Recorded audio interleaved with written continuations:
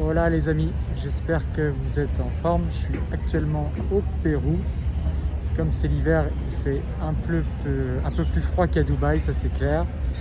On va aborder aujourd'hui un sujet que peu de personnes abordent et que on va aborder en toute transparence comme d'habitude. C'est le sujet des frais. Des frais quand on achète un contrat d'assurance ou tout simplement quand on investit dans un produit financier comme les actions. On va voir quels sont les frais, puisqu'en fait on peut faire des généralités. La plupart des produits d'assurance et la plupart des produits boursiers fonctionnent de la même manière parce que s'ils sont normés par l'Union européenne. Alors pour ce qui est du contrat d'assurance, je vais prendre l'exemple de l'assurance vie, mais ça s'applique également sur les contrats de retraite par exemple. On va avoir trois grands types de frais, avec un quatrième un petit peu différent. Les trois principaux, ce sont les frais de gestion, qui sont finalement des frais qu'on observe tous les ans, qui sont prélevés par la compagnie d'assurance au titre de la gestion de votre contrat. On a des frais sur versement.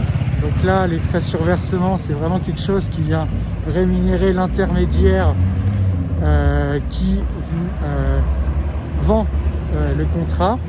Donc on peut avoir des frais qui sont très variables, qui peuvent être de 0 pour les banques en ligne jusqu'à 4% par exemple pour les courtiers ou les banques en fonction de l'intermédiaire que vous choisissez.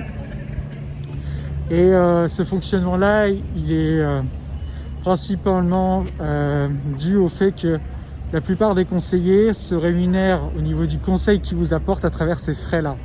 Donc sachez que ces frais-là, il n'y a pas de règles, ils sont négociables. Ensuite, on a des frais qui sont un petit peu cachés. J'aime pas le terme de caché, mais sachez que quand vous faites des arbitrages, il peut y avoir des frais qui s'appliquent. Donc ça, c'est vraiment au niveau de votre contrat au moment de la souscription.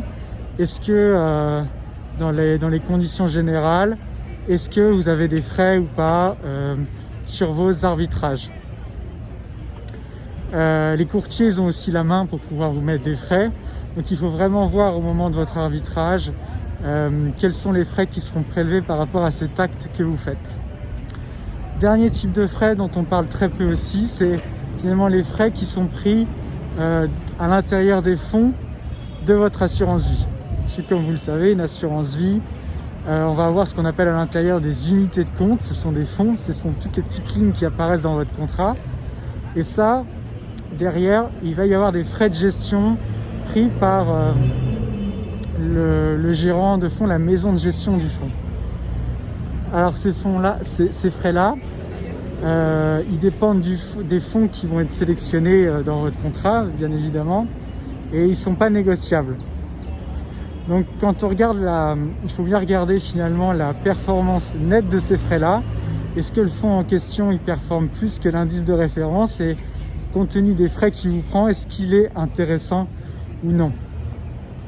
Mais ce qui est un peu piégeux, c'est que ces quatre différents types de frais, parfois les gens les confondent, les comprennent pas bien. Donc c'est important de bien les dissocier et de pas faire d'erreur, parce que vous pouvez croire qu'il n'y a pas de frais sur vos contrats, et en réalité qu'il y en ait, parce que le discours de votre conseiller n'est pas suffisamment clair, ou tout simplement parce que vous avez mal compris, etc. Donc prenez bien le temps de bien comprendre ces quatre différents types de frais et de ne pas les confondre, parce que ce serait dommage de mal choisir votre intermédiaire, votre conseiller, pour une histoire de frais, puisque la plupart du temps c'est modifiable et donc ajustable à votre besoin. Pour ce qui est des actions et des produits financiers classiques, on va avoir des frais qui vont être liés finalement à la gestion du support. Par exemple, si c'est un compte titre, des frais sur le compte titre, sur la gestion du compte titre. Donc ça, il faut vous renseigner pour voir si vous en avez. Ensuite, vous avez des frais au moment où vous achetez ou vous vendez votre action. On va avoir deux types de frais. On va avoir des frais qui sont liés à à l'acte que vous faites sur le marché. Donc naturellement, il y a toujours un minimum de frais qui s'applique au fait que vous achetez, que vous vendiez sur les marchés. Et s'ajoute à ça des frais que l'intermédiaire financier va prendre. Donc la banque ou le courtier que vous utilisez, ils sont en droit de prendre des frais sur la transaction. Et donc en fonction de l'intermédiaire que vous utilisez, il faut bien distinguer ces frais-là pour voir combien ils prennent. Donc distinguez bien quels sont les frais pris pour la transaction sur les marchés financiers, quelle est la commission que prend votre intermédiaire financier. Et dernière petite chose, si vous prenez des produits financiers un peu complexes comme des trackers par exemple, vous allez avoir également des frais au niveau du tracker. Donc renseignez-vous bien aussi si le produit financier que vous preniez, il n'a pas trop de frais, il n'est pas trop cher, parce que ça va limiter très fortement sur le long terme vos résultats, la performance de votre investissement. Donc les frais, c'est quelque chose d'important parce que effectivement, ça a un impact majeur sur les gains que vous aurez sur le long terme, à balancer cependant avec le conseil que vous recevez. C'est pas parce que vous avez des frais qui sont élevés que finalement c'est mauvais, parce que si derrière vous êtes bien conseillé, que vous avez des bons fonds et que ça marche bien pour vous, il ne faut pas se limiter non plus trop aux frais. Mais voilà, comprenez-les bien, il faut que ce soit clair pour vous, lisible, etc.